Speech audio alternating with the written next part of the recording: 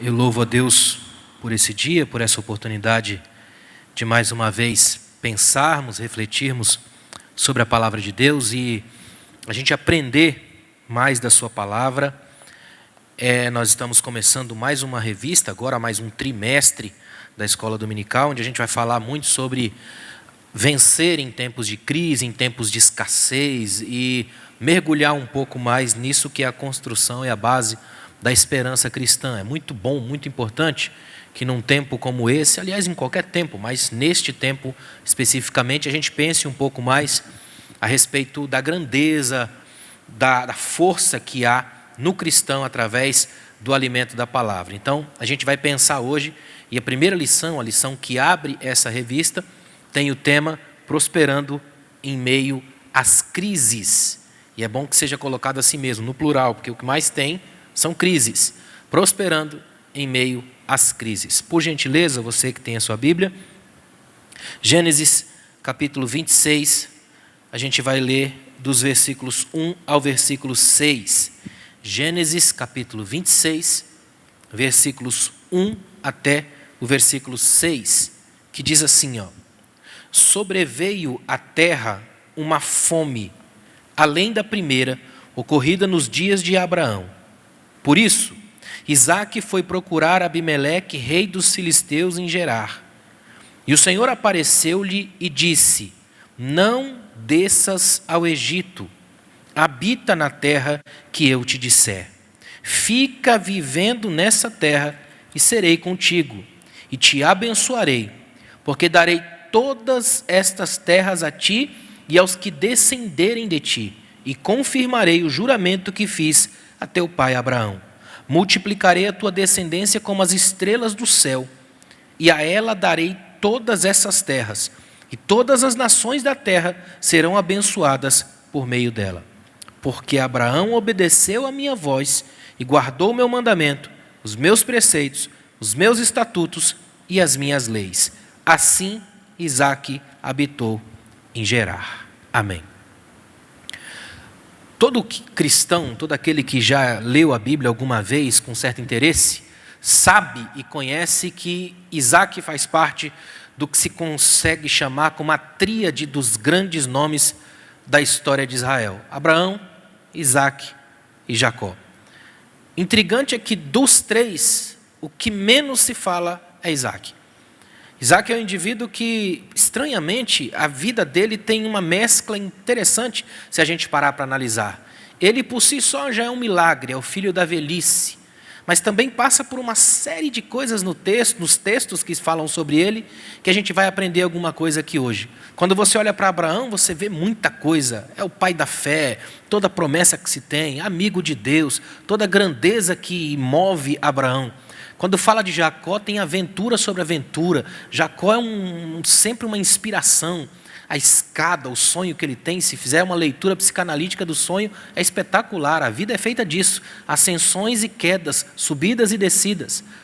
Só que quando você chega em Isaque, parece que dá uma certa pausa. Isaque, o nome já diz, é um riso. É como se fosse um descanso nessa coisa toda.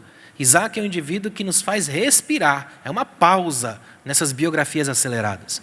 Quando a gente olha nesse texto aqui, que é o 26, que é o que eu quero pensar hoje, porque ele traz para nós alguns princípios da vida de Isaque que foram fundamentais para ele prosperar em meio a tanta crise, porque passou por muitas crises, e é importante já lembrar, ele passa por crises na própria formação da família, ele passa por crises na relação pai e filho, tanto da dele com o pai, quanto da dele como pai com os seus filhos.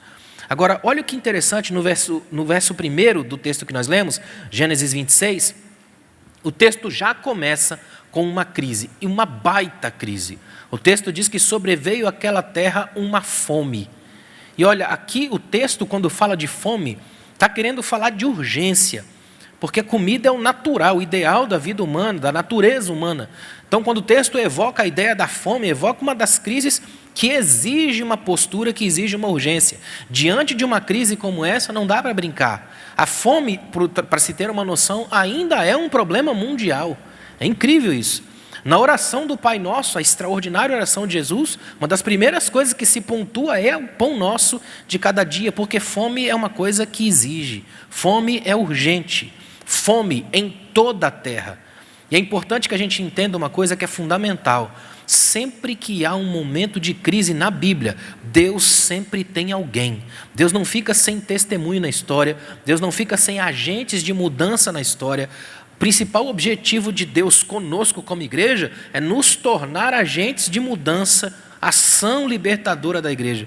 A igreja não é apenas um grupo de pessoas que se reúne num canto para cantar. A igreja é um grupo de pessoas que também leva consigo aqueles que não podem mais cantar. Provê a eles alimento e vida.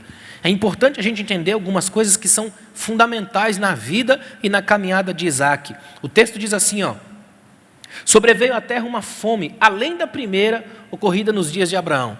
Se você parar para observar, o jeito como o texto bíblico pontua as histórias de Abraão, de Isaac e de Jacó, é sempre linkando um com o outro. É interessante isso. É fazendo um contraponto histórico, uma linha histórica. Aqui ele está sempre lembrando Isaac e Abraão. Como houve no dia de Abraão uma grande fome, também teve agora nesse tempo de Isaac uma grande fome. É como se fosse uma lógica de espelho histórico. O que um passou, o outro também vai passar. A diferença é que esse agora está passando já com base na referência do que foi o pai. Isso aqui, por si só, já é algo fantástico. Ninguém prospera em meio às crises se não aprender a fazer leituras de referenciais. Referências são fundamentais na crise. Ninguém vence sozinho, ninguém é bom sozinho. Na crise, a gente busca referências de quem já passou por ela e sobreviveu e pode nos ensinar lições de testemunho. É importante lembrar disso aqui. Ninguém passa por crise sozinho. A crise ensina, e só há ensino verdadeiro quando se passa a aula. Então é importante que a gente aprenda isso. Olha que coisa interessante que diz o texto. Por isso Isaac foi procurar Abimeleque, rei dos filisteus em Gerar. Eu acho uma coisa que é incrível desse texto, que você vê uma relação que ela pode ser, a gente pode chamar de relação paradigmática, um padrão aqui. Você vê que vem Abraão, vem a sequência de Isaac e já tem um envolvimento filisteu no meio. E os filisteus vão dar problema para Isaac o capítulo inteiro, até lá embaixo depois, mesmo quando ele prospera, vai ser a causa da inveja. Os judeus até hoje estudam esse texto e colocam ele como os principais, os inícios do antissemitismo judaico, porque Isaac não faz absolutamente nada contra eles, mas só de prosperar gera ódio e inveja neles. E o judeu vai pontuar esse texto na história judaica como um dos princípios do antissemitismo judaico. Os ódios hitleristas já nascem aqui. E Isaac se pontua, se prostra, se coloca como alguém em quem Deus está trabalhando, em quem Deus está fazendo alguma coisa. Vou fazer um parênteses para dizer uma coisa que eu acho que é fundamental para a gente como igreja no tempo que a gente está vivendo. Mais do que ficar desesperado procurando motivos no tempo, tentando fazer leituras escatológicas divagantes, é importante lembrar e observar que até aqui o Senhor tem nos ajudado de algum modo. Ele está conosco. E se Ele está conosco ainda, é porque nós ainda somos motivo pelo qual Deus vai trabalhar e fazer algo diferente. Ainda somos referências e precisamos voltar a ser. É fundamental que a gente seja referência. Que o mundo olhe para a gente e espere alguma coisa, uma postura diferenciada do ser igreja. Não apenas o encher templo, mas o ser alguém para Deus. Isaac é alguém para Deus. Um alguém capaz de fazer uma diferença num mundo cercado de filisteus por todos os lados. Olha que coisa interessante. No versículo 2 diz assim, o Senhor apareceu-lhe e lhe disse, não desças ao Egito. Grande parte dos comentaristas acreditam que essa era a ideia de Isaac num primeiro momento. Sair da situação da fome onde estava e procurar, obviamente, o Egito, a terra mais forte desse momento, nesse contexto aqui. Só que ele está indo para o Egito e aqui se pontua uma coisa que os rabinos colocam que eu acho brilhante. Os rabinos dizem que do Egito ninguém sobe. É incrível isso. Egito é terra para descer o tempo todo. É como se fosse uma metáfora bíblica, uma parábola bíblica do que é sair de Deus. O Egito seria o símbolo bíblico da descida, de não ir até Deus, de cair, de ir para longe. No nosso jargão evangélico, até hoje a gente diz, alguém desviou, voltou para o Egito, o mundo é o símbolo do Egito. E grande parte dessa simbologia é construída a partir desses textos. O texto trabalha com a ideia de que Deus vem com uma ordem, um imperativo. Deus olha para eles e diz para Isaac, não desças ao Egito. É interessante que quando você vê essa construção aqui, é como se Deus estivesse dizendo para ele e para nós: eu quero que você confie em mim, não na sua agenda. Não altere a sua agenda de modo que você coloque uma coisa na cabeça, uma ideia, e porque acha que fez uma leitura boa do tempo, vai para cima. Não, confie em mim. Porque por mais que para você, agora, a ideia seja maravilhosa, para mim é uma descida. E eu quero que você suba, não que desça. Então confie em mim. É belíssimo o que Deus está ensinando para Isaac. Deus está dizendo para Isaac: eu quero que você saiba, Isaac, que na relação comigo é sempre uma ascensão, uma subida, uma relação que te leva e te eleva, não que te rebaixa. Se a gente entender essa verdade aqui hoje, para nós ela é libertadora. Deus, o nosso envolvimento com Deus não restringe a vida, pelo contrário, ele a amplia. Estar com Deus é subida, não descida. A única descida envolvida em Deus é a descida do arrependimento e da humildade. Só que quando a gente faz isso, não é no Egito que a gente está, é na Jerusalém divina, é no lugar de Deus, é na caminhada com Deus. Como é bonito entender essa verdade de Deus aqui, sem falar que parece que esses são os momentos mais difíceis, que é quando a gente está esperando uma resposta de Deus, no meio da crise, a gente se levanta, traça uma agenda, quer fazer alguma coisa, e aí Deus vem e diz: não, não desça, não vá, não é por aí, o caminho é outro. Isso chama-se dependência, e depender de Deus nesse nível aqui é muito difícil, porque a soberania de Deus é diferente do que se entende por soberania no mundo. Soberania no mundo se entende uma ordem tirânica que manda e acabou. A soberania de Deus não. Ela é relacional, é a relação de Deus com a gente. É Deus dizendo: eu sei que você quer ir para lá, conheço a história da sua vida e as agendas que você tratou, mas espere em mim, não vá nesse nível, nessa caminhada, nessa direção. No texto é interessante o modo como Deus diz. Olha o que diz o texto, no versículo 2: não desças ao Egito, fica, habita. O termo no hebraico dá várias dimensões: fica, habita, mora, para, dá um tempo. Tem até uma versão judaica que diz: assenta-te, fica aí na terra que eu te disser. Olha que incrível. Deus está dizendo uma coisa para ele: olha, com teu pai eu falei para ele: sai daí, sai da tua terra, da tua parentela e vai para o lugar que eu vou te mostrar. Com você não vá para lá, fica no lugar que eu vou te falar.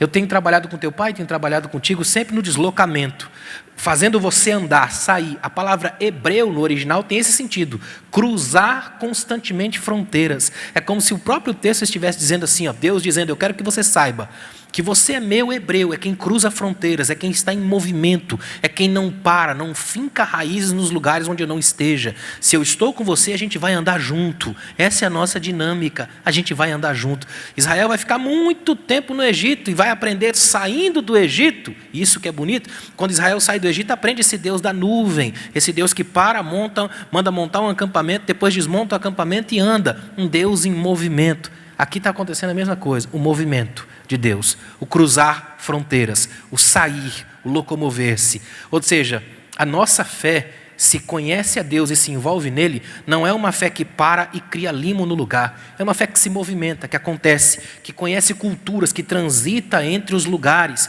que sabe por onde vai. O nome disso é pedagogia, é a pedagogia de Deus. Guiar pela mão, levar a gente para os lugares, ir e vir. Um Deus que se movimenta no nosso caminho e conosco. E à medida que caminha, a gente vai aprendendo. Não é por acaso que Jesus vai chegar depois e dizer: eu sou o caminho, a verdade e a vida. Com Deus é essa disposição do caminhar, é esse movimento, esse ir e vir, esse movimentar-se. Olha que tremendo que é isso. Agora, tem uma coisa aqui que é fundamental entender. Eu acredito que esse é um dos pontos que a gente tem que anotar na nossa vida se a gente quiser prosperar em meio às crises. Que prosperidade para nesse caso aqui, principalmente de Isaac, não é apenas o dinheiro. Aqui é ter o que comer, principalmente. Depois, mais na frente, no próprio texto, é cavar, desentulhar poços para encontrar água, que é mais fundamental para a vida. Então, a ideia central aqui, se a gente quiser entender e colocar na nossa vida um princípio fundamental para prosperar em meio às crises, prosperidade total e genuína, chama-se obediência. Ninguém prospera em Deus sendo desobediente às suas ordens e ao seu comando. Essa é a coisa mais difícil de aprender na fé cristã, porque a gente faz birra, a gente faz beicinho, a gente acha que não quer, a gente às vezes tenta dar ordem para Deus, invertendo a lógica do discipulado, uma vez que Ele é o mestre e nós discípulos, quem dá ordem é sempre o mestre, mas a gente tem a mania de inverter o discipulado e querer dar ordem para o mestre. A gente sempre andou nessa dinâmica de fazer uma guerrinha com Deus, e de querer e fazer e acontecer. Até nas nossas orações, às vezes a gente vê resquícios disso. A gente ora tentando dar uma aula para Deus de como ser Deus. Senhor, faz isso, faz aquilo. Como se Deus não soubesse o modo de agir. E não é um problema em si, é nosso jeito de ser. A gente é humano, e como humano a gente age assim, com base na lógica de pergunta e resposta, proposta e resposta. Aí vem Deus e desmonta todo esse cenário, e começa dizendo para Abraão, depois para Isaac, depois para Jacó: fica, sai, anda, volta, vem, e eles têm que obedecer. Obediência é um ponto fundamental da fé, tanto lá no antigo Israel, quanto hoje da fé cristã. Se você quer prosperar em meio às crises, em meio à vida, aprenda a lição tremenda da obediência. Só quem obedece prospera. Essa é uma verdade difícil de engolir, difícil de pregar e difícil de viver. Obediência não é uma coisa simples, não é uma coisa fácil. Se fosse simples, a gente já viria programados para a obediência. Só que quem tem criança pequena sabe que a gente é programado para desobedecer, não para obedecer. Tem um tempo todo que vem com uma lógica de... Pode observar que até na fase da educação dos filhos, e a gente tem que ensinar a obediência sempre com o princípio do que para que serve. Por que eu tenho que fazer isso? E aí vem com uma explicação longa do quais serão os princípios, os presentes que vão ser adquiridos a partir da ação de obediência. Ninguém obedece sem pensar. Ou seja, obediência é algo que por si só já vem carregada de racionalidade. E Deus age desse jeito. Deus está dizendo para Israel, e eu acho tremendo isso na lógica de Isaac: Isaac, eu quero que você obedeça. E se você olhar na própria história retrógrada de Isaac, é interessante isso. Porque Deus envia anjos até a casa de Abraão. Olha que tremendo, Abraão está velho, Sara está velha. E tem uma das cenas da Bíblia que para mim é uma das mais bonitas. Isso é opinião pessoal minha, é uma das coisas mais incríveis da Bíblia. Uma cena que nos representa muito. Imagina essa cena comigo, visualize essa cena nesse momento. Imagina que está lá, anjos conversando com Abraão, como se fosse uma coisa normal, como se fosse um amigo qualquer. Anjos conversando com Abraão na porta de casa, e a irmã Sara, biblicamente mostrada, está atrás da cortina ouvindo a conversa. É muito nós, né? É muito a gente. Eu acho espetacular como a Bíblia tira a máscara dos heróis. Ela coloca gente de carne e osso como a gente. A curiosidade. É incrível como a gente... Eu ficaria, imagina. Ou você não queria ouvir a conversa de anjos? Imagina os anjos conversando com Abraão, propondo a construção do futuro. É espetacular, é uma escatologia da esperança acontecendo na rua da casa, na porta da casa. A irmã Sara atrás da cortina escutando. É interessante que ela escuta, participando da conversa com vontade. É aquela escuta atenta, escuta profunda. A tal ponto que o anjo fala: ó, daqui a um tempo, tua mulher vai ter um filho. Ela não aguenta, ela ri. E alto, porque deu para ouvir, né? Imagina, ela deu aquele sorriso, é ruim, eu já estou velha, sem chance, isso aí não vai acontecer. E eu acho incrível, e olha que coisa tremenda, essa é a postura que a gente tem que ter para lembrar do que Deus faz com a gente. Em nenhum momento no texto bíblico você vê Deus, o anjo se levantar e falar: ó, agora você está amaldiçoado até a 4ª geração. Esse é o sonho dos crentes talibãs de hoje, amaldiçoar qualquer pessoa que seja feliz. É estranho isso. Parece que o crente tem uma tara por tristeza, por angústia, por ódio. O anjo não diz assim: ó, só porque você riu agora, você está amaldiçoado até a 4ª geração, nenhuma das tuas gerações mais vai ter filho, acabou, não tem mais jeito, eu vim até aqui para te abençoar, você dá risada? Não, o que Deus faz é tremendo. Deus olha e fala assim: bom, já que você riu, o nome do menino é isso aí, ó, sorriso. O nome dele você acabou de dar, vai ser o sorriso. Agora imagina todas as vezes que aquele menino passa correndo pela sala, é inevitável que Sara olhe e ri. Ela tem que rir, ela tem que lembrar eternamente que ela tem um Deus capaz de abrir a madre, promover um milagre e ainda botar uma etiqueta: eu vi a hora que você sorriu. É extraordinário. Você tem um Deus capaz de usar o momento que a gente escorrega, que a gente vacila, e colocar isso como base, tópico, história, testemunho. É extraordinário. O Deus que bota uma referência naquilo que a gente hoje acharia estranho.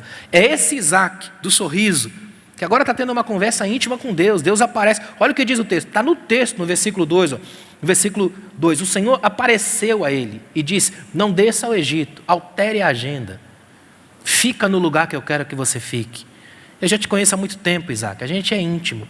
Conheço teu pai, conheço tua mãe. Eu te dei o nome. Sei quem você é. Fica nesse lugar. Aí olha o que diz o versículo 3. Eu acho interessante que Deus olha como se Deus olhasse para Isaac e falasse mais ou menos assim, aquilo que eu acabei de dizer, não é só obedece, é obedece por quê? Aí vem uma lógica da obediência, diz assim, fica vivendo ou vive nessa terra, versículo 3, e serei contigo e te abençoarei. Eu acho espetacular. Olha o que Deus está dizendo, se você ficar aí, eu fico com você. Agora raciocina no contrário, se você for para o Egito, vai sozinho. É terrível isso. Fica que eu fico contigo e te abençoo. Se você for, vai sozinho. Isaac resolve ficar. Ninguém prospera se não obedece e se anda sem Deus. É fundamental entender isso. A gente só prospera na crise se a gente obedecer a Ele, mas mais do que isso, andar com Ele. O que Deus está dizendo aqui é uma pedagogia profunda do que era a obediência do ponto de vista de Deus, ainda é. É tremendo isso, é Deus dizendo assim, não quero só uma obediência servil, cega, da religião, daquela que coloca 5 regras, 7 passos, 20 ondas, uma matemática teológica maluca. Eu quero alguém que ande comigo. Fica aí que eu vou ficar com você, a gente vai andar junto. Eu ficarei com você, eu te abençoarei. Olha que tremendo. Fala a verdade, já não é espetacular, já não é uma bênção saber que Deus está comigo? E que eu fiquei no lugar obedecendo a Deus? Mesmo assim ele vai além, dizer, eu vou te abençoar. A lógica é, eu quero que você entenda que só de ficar, a maior bênção é eu ficar contigo. Eu fico contigo. E já que eu fico contigo, vou te abençoar no processo. É ele dizendo assim, eu quero que a partir de agora, você entenda o tamanho do envolvimento que eu estou propondo a você. É uma proposta muito maior. E olha que tremendo que diz a sequência do versículo 3. Tem um porquê. E é imediatamente um porquê de resposta e não de pergunta, se você olhar bem aí. É interessante isso, porque a lógica do texto é imediatamente vem à cabeça de Isaac uma pergunta. Por que eu tenho que ficar aqui? Não, porque eu te abençoarei, eu ficarei contigo. Mas por quê? Aí a sequência, porque darei todas essas terras a ti e aos que descenderem de ti. É Deus dizendo assim, se você ficar agora aqui, não resolve apenas o problema de agora, resolve o problema do futuro. Teus descendentes descansarão, porque agora aqui você está resolvendo algo para o futuro. Isso para mim é de uma grandeza. Isso mostra para a gente que prosperar, do ponto de vista de Deus, em meio às crises, é quando eu me liberto de pensar só em mim. Eu não penso egoisticamente no que eu estou vivendo aqui, mas tomo uma atitude que vai reverberar na história do meu filho, da minha família, das minhas projeções. Ou seja, eu entendo que o que eu estou fazendo aqui agora para Deus e o jeito como eu vivo para Deus agora tem consequências futuras, porque o que eu toco aqui vibra na eternidade. O Deus que me usa aqui hoje fará com que o nome se torne testemunho na história, para que todo mundo saiba, no longo dos tempos, que a gente viveu em Deus, lá atrás, quando a gente tinha outra opção, outra possibilidade. Isso aqui não é alguém que não tem escolha, ele tinha escolha, vou descer para o Egito assim mesmo, mas resolveu escolher em Deus, e porque escolheu em Deus, suas gerações escolheram, e nós estamos aqui hoje, agradecendo a Deus por essa escolha aqui, esse texto também faz parte da gente aqui hoje, e tudo para a honra e glória de Deus. Como é tremendo isso. Não sei se você está entendendo o alcance disso aqui. Ainda tem mais, eu ainda estou no versículo 3. Ele ainda diz assim, e confirmarei o juramento que fiz a teu pai Abraão. Olha que tremendo. Escute uma coisa aqui, que é fundamental. É um princípio essencial. Eu falei de obediência, de tomada de decisão à luz da história, de referência. Aqui, a gente tem um outro princípio que é extraordinário para qualquer pessoa que queira ser próspero no tempo de crise, em meio às crises. É você valorizar e reconhecer a história pessoal. Qual é a sua história? Quem veio antes? Quem tem orado por você? Quem tem construído a história da sua vida? Quem são os que lá no passado pagaram preço para que a gente estivesse aqui hoje? É espetacular o que Deus diz para Isaac. Isaac, eu vou fazer na sua vida a confirmação do que fiz a teu pai. Eu confirmo o juramento que eu fiz ao teu pai. Olha o que Deus está dizendo. Isaac, eu quero que você saiba que embora teu pai já não esteja aqui, eu confirmo o juramento que eu fiz ao teu pai. Ou seja, eu não falhei com o teu pai. Eu continuo o mesmo. E como você ainda crê em mim, ainda confia em mim, ainda olha para mim, eu confirmo o juramento do seu pai em você. É espetacular, é um Deus que reconhece tramas familiares, é um Deus que honra a linhagem familiar, é um Deus que trabalha com famílias. Sabe qual que é a história disso aqui para a gente hoje? Queria que você guardasse isso aqui no seu coração. Ninguém prospera em Deus quando zomba da própria família. Ninguém prospera em Deus quando arrebenta histórias familiares. Ninguém prospera em Deus quando passa por cima da linha familiar. Se você quer prosperar em tempos de crise, honre a sua família, a sua casa. Toda vez que a gente luta pela nossa família, pelo nosso casamento, pela nossa casa, a gente prospera e Deus está conosco, honrando a linhagem familiar. É fundamental a gente entender isso aqui, ó. Muita gente faz uma bagunça com relação à família e acha que isso é bênção de Deus. É preciso honrar o laço familiar, a história familiar. Fundamental a gente entender essa verdade aqui. E olha que coisa. O versículo 4 ainda diz assim, ó: multiplicarei a tua descendência como as estrelas do céu. Isso aqui é tão tremendo. Gente, olha que coisa espetacular. Isso é emocionante. Porque por um momento você vê aqui memórias divinas. O que a gente está vendo nesse texto é lembrança de Deus. Porque se você voltar um pouco em Gênesis, você vai ver que quando Deus chama Abraão, Deus entra na tenda, tira Abraão. O texto diz, saindo Abraão da tenda, Deus falou, Abraão, olha para o céu e conta as estrelas, se é que você pode. Aí Deus usa a mesma frase, é fraseologia divina, é lembrança, é memória. Deus olha para Isaac e fala assim, ó, olha que tremendo, multiplicaria a tua descendência como as estrelas do céu. Sabe o que Deus está dizendo, Isaac? Eu olho para você e eu vejo o teu pai. Eu falei um dia com o seu pai assim, ó, para ele contar as estrelas, e ele confiou em mim. Aí Deus olha agora para Isaac e fala, Isaac, faz igual ao seu pai, e eu vou cumprir em você uma das estrelas dele, as estrelas que eu prometi que ele não poderia contar. Coisa espetacular, isso é lindo demais. É Deus dizendo assim, eu quero que você saiba, Isaac, lembra, Isaac, que eu tenho uma história com seu pai antes de você. A luta da minha vida hoje tem sido buscar viver a justiça, a verdade e o reino de Deus, para que um dia meu filho possa dizer, eu sirvo ao Deus do meu pai. Essa é a ideia. Tenta imaginar o orgulho, a emoção de Isaac em poder dizer assim, meu pai foi um homem tão de Deus, que Deus não fez uma promessa nova, entre aspas, para mim. Deus só renovou as promessas em mim, que fez nele. Já pensou? Deus olhar para sua filha, para o seu filho e dizer assim, ó, gostei tanto de andar com seu pai, não vou te fazer algo novo, vou dar tudo que dei para ele em você. É extraordinário, é libertador. É Deus cumprir em mim o que prometeu na minha linhagem, na minha história. Isso é ser transformadores de história. É espetacular, é emocionante. Olha que lindo que é isso aqui, ó. Multiplicarei a tua descendência como as estrelas do céu, e a ela darei todas as terras e todas as nações da terra. Olha de novo a memória de Deus. E aqui, se a gente, quem entende hebraico, vibra. Porque olha que tremendo, olha que finalzinho do versículo 4. Todas as nações da terra serão abençoadas por meio dela. É literalmente a mesma palavra, o mesmo vocábulo que Deus usou para Abraão. Mishpachá, famílias da terra. A melhor tradução seria essa, todas as famílias da terra serão abençoadas. Deus repete duas frases da mesma construção de frase que ele fez, de fraseologia que ele fez para Abraão, ele usa com Isaac. Ele repete o padrão, é Deus dizendo assim, Isaac, fica comigo, que você vai contar as estrelas, como teu pai, e todas as famílias da terra vão celebrar juntos. Que palavra é essa que Deus deu para Isaac?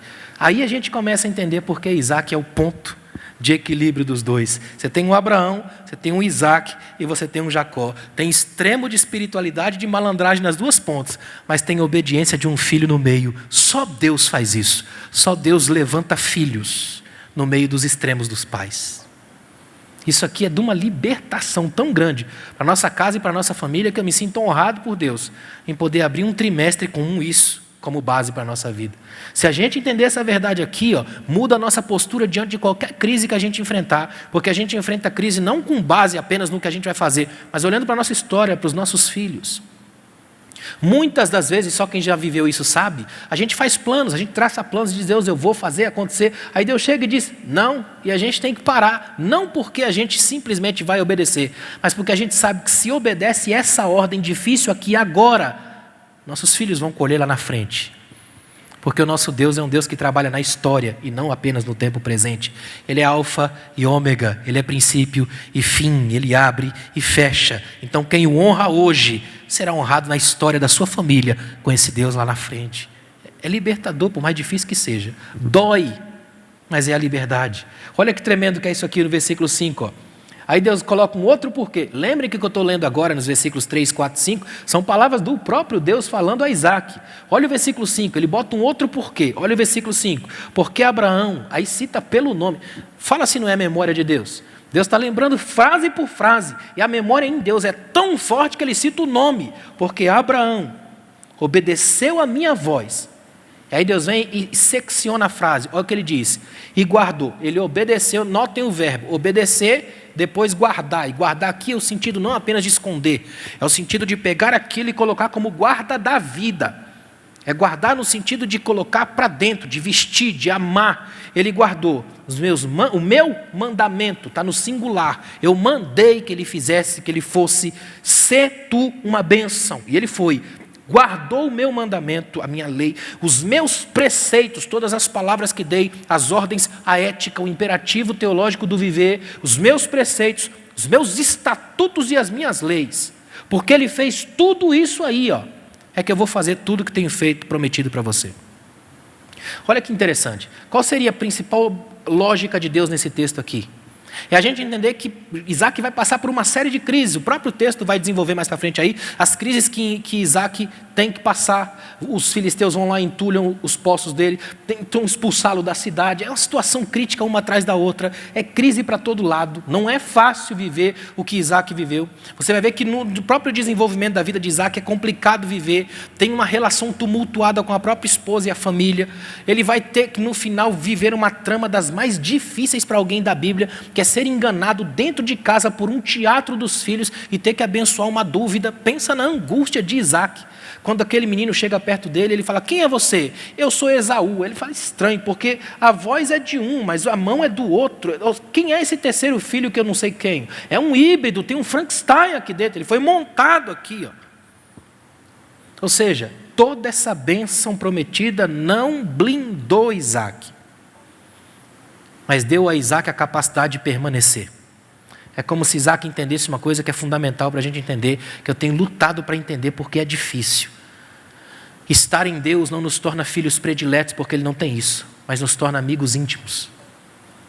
E é para o amigo íntimo que você conta problemas. É para o amigo íntimo que você leva junto às vezes, para passar pelos perrengues. Ele está dizendo assim, ó, vai passar por crise, por problema, por uma série de coisas, mas eu quero que você entenda que vai permanecer, porque a promessa que eu fiz para o seu pai vai se cumprir em você. Vai doer, vai ser complicado, vai vir gente de todo lado, vai filisteu, vão entulhar teus poços, vão fazer de tudo para parar o caminho, barrar a trajetória, mas permaneça, fique firme, guarda os meus mandamentos. Aí eu acho interessante que o tempo passa, lá na frente você vai ver um apóstolo Paulo escrevendo as suas últimas cartas, e chega na última lá, a Timóteo, ele vai dizer uma série de coisas para Timóteo. Uma delas, guarda o bom depósito. Isso aí se torna a base de fé e de vida. Ou seja, o que Deus espera de nós não é que a gente seja um povo que apenas decora uma série de regras e está pronto para dizer na ponta da língua, mas não na ponta dos pés. O que Deus quer é gente que guarde. Porque quando se guarda isso, se esconde no coração, como o Salmo 119 diz, para não pecar contra ti. Não sei se você está entendendo, mas Deus cria uma relação com a promessa. A promessa de Deus não é uma promissória, não é um cheque em branco. Aliás, tentaram fazer um cheque em branco com Jesus. Um dos discípulos levaram até a mãe para ver se o cheque em branco funcionava. O Senhor pode nos dar aquilo que vamos te pedir? É cheque em branco. Jesus, se você estiver disposto a passar pelo que eu vou passar. Imagina, a gente sempre teve o complexo do cheque em branco. Acreditar que na hora que a gente faz uma oração, Deus se obriga a fazer tudo aquilo que a gente quer. Não é assim que funciona na fé. A gente queria que fosse, mas não é. A lógica bíblica é: se você permanece em mim, eu faço uma promessa, na promessa crio uma relação contigo. E se você permanecer em mim, a relação se amplia para a sua casa e para a sua família. E se eles também permanecerem, a relação atinge a cidade, o estado e a nação. É assim que Deus trabalha, com lógicas de história. Por isso que Deus tem sempre envolvimento com quem faz história. com quem faz alguma coisa diferente, com quem marca seu tempo. É difícil marcar o tempo histórico que a gente vive. A gente está vivendo um tempo, por exemplo, que está nos ensinando, reensinando como ser, como se portar, como se aproximar de pessoas, como conversar com elas. Como eu tenho dito até aqui, esse momento está ensinando para a gente que a igreja não é um lugar que a gente vai, mas uma família a qual a gente pertence. É estar convivendo com gente perto, lado a lado, olhando nos olhos, mesmo que no afastamento da distância. O que esse texto está ensinando para a gente é tremendo essa manhã. Que se a gente quer prosperar em meio às crises, e é bom que você pontue aí na sua anotação, que a palavra crise aqui no tema da nossa aula de hoje está no plural. E é exatamente isso. Olha, o livro meu que eu mais indico, está na 7ª edição, chama-se Quando a Vida Dói. Note que eu botei quando, não se. Porque com a vida e dor não é uma questão de se, é de quando. Se não doeu, vai doer, pode ter certeza. Por isso é quando. A ideia do texto é mais ou menos a mesma. Tem crises para todo lado, na própria história de Isaac, no relacionamento. E é importante a gente notar que as maiores crises pelas quais Isaac passa são crises da relação de intimidade, são coisas da casa, desde o seu pai, lá atrás. É interessante isso. Até para buscar uma esposa não é ele quem vai, o pai manda alguém ir. Isaac é o tempo todo movido. É interessante que, se a gente for analisar numa lógica mais psicanalítica, quando você pega, por exemplo, Isaac, assim que ele casa, a primeira coisa que faz é levar a Rebeca para sua tenda, e o texto coloca lá, para consolá-lo da perda da mãe. Ele já casa buscando uma mãe, não uma esposa. É complicado isso. Dificilmente um casamento funciona tão bem quando a gente casa com a mãe. Isaac passa por essa perspectiva. Isaac passa por uma série de coisas. E o que eu louvo a Deus é que essas coisas estão todas no texto. Se tem uma coisa que me encanta na Bíblia, é que a Bíblia não é um livro de religião, onde tudo funciona perfeitamente dentro da lógica do mito. Tudo funciona, todo mundo é extraordinário, todo mundo é espetacular, ninguém erra, ninguém falha. O único na Bíblia que você pode procurar e não acha um erro chama-se Jesus Cristo. O resto é tudo igual a gente, erra. Mas ainda bem que nós temos o mesmo Deus que não desistiu de Isaac, não desistiu de Abraão, não desistiu de Jacó e não desiste da gente. Nós estamos aqui hoje porque Ele ainda nos sustenta e sabe que a gente vai falhar, mas não desiste da gente. Isso nos liberta, irmãos. Nos liberta para a gente aprender lições da fé. Olha, é importante que você lembre que nesse momento, onde a gente passa por uma série de crises, onde a situação é tão complicada, eu estava tentando pensar essa semana, no longo da minha vida, acho que eu não vi até hoje um momento onde a gente ficasse como gente, como nação, como cidade, vivendo o tempo todo com notícia de morte. Parece que a morte virou a grande realidade da gente hoje. A todo momento. É difícil passar um dia sem que a gente não escute que alguém morreu e perto da gente. É assustador saber disso. Como diz um filósofo antigo, já era para a gente ter acostumado com a morte, né? Porque desde que a gente nasceu, a gente morre perto da gente. Mas a gente nunca acostumou com isso porque a gente não é feito para isso. Deus colocou no nosso coração algo muito maior. Eclesiastes 3 diz que Ele botou a eternidade no coração da gente. Olha que incrível. C.S. Lewis escreveu que se você alguma vez na sua vida sentiu uma coisa estranha no coração, um vazio como se nada nesse mundo pudesse preencher, é porque esse é o sinal de que você não é deste mundo. Nada daqui vai preencher, mas o que vai preencher é a graça, é esse amor de Deus, é esse projeto de Deus, essa promessa de Deus. Isso preenche o vazio da alma. Num tempo como esse, onde brotam crises por todos os lados, nosso principal objetivo é lembrar que a melhor postura do crente não é desafiar loucamente a vida. O crente não é um Don Quixote que sai combatendo moinhos de vento. O crente aprende de uma vez por todas que nesse momento de crise, ele finca os pés no chão da Escritura, guarda o coração na promessa de Deus e vai viver. Ele vive com coragem. Ele vive sabendo que Deus está com ele em todo o tempo. E ele vive sabendo mais ainda que o Senhor que está com ele é o que projeta nele a capacidade de transformação. Eu estava lendo essa semana um texto, estudando um texto bíblico que eu gosto muito, lá de Romanos, e lendo um teólogo inglês chamado N.T. Wright. O Wright diz uma coisa que é espetacular, com uma possibilidade de tradução que a gente estranhamente trabalhou errado. Quando, por exemplo, lá em Romanos, Paulo diz assim, que todas as coisas cooperam para o bem daqueles que amam a Deus. É interessante que a melhor tradução do texto, se a gente fosse pegar o pé da letra com todas as inflexões do texto grego, a melhor tradução seria assim, em todas as coisas, Deus coopera no sentido de junto, sinergion, de onde vem sinergia. Olha o texto, em todas as coisas, Deus e eu, sinergicamente, trabalhamos juntos para gerar o que é bom. Olha que tremendo. Em todas as coisas, eu e Deus, numa santa sinergia, geramos bondade, geramos beleza. Não é que Deus sai pelo mundo fazendo coisas boas só para mim, como se eu fosse um filhinho mimado com medo de tossir lá fora. Não, sou eu e Deus, às vezes de máscara, no meio da rua, tocando gente, mexendo vidas através da palavra, juntos, na santa sinergia, gerando o que é bom. É o que Deus propõe para Isaac. Isaac, não vai para o Egito não, fica comigo, fica aqui, ó. Eu vou te abençoar aqui onde você está.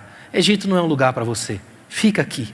Eu vou te abençoar. Eu vou manter a história que eu tenho com seu pai, escrevendo as páginas da sua vez. É como se Deus dissesse para Isaac assim: Isaac, chegou o tempo da sua geração continuar escrevendo a bela história que teu pai começou. Eu queria muito que isso aqui reverberasse no coração de jovens e adolescentes que estão nos assistindo agora, provavelmente com seus pais.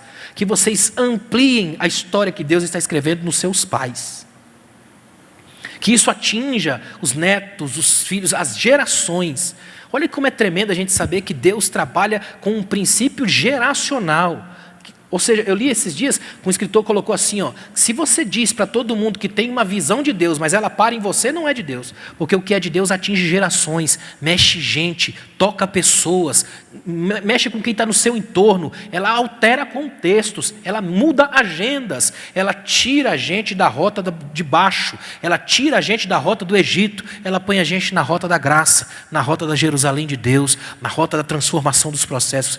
Que a sua família possa ser lembrada como testemunho na história de que num tempo de tanta crise quanto esse, teve uma família que resolveu viver para a glória de Deus.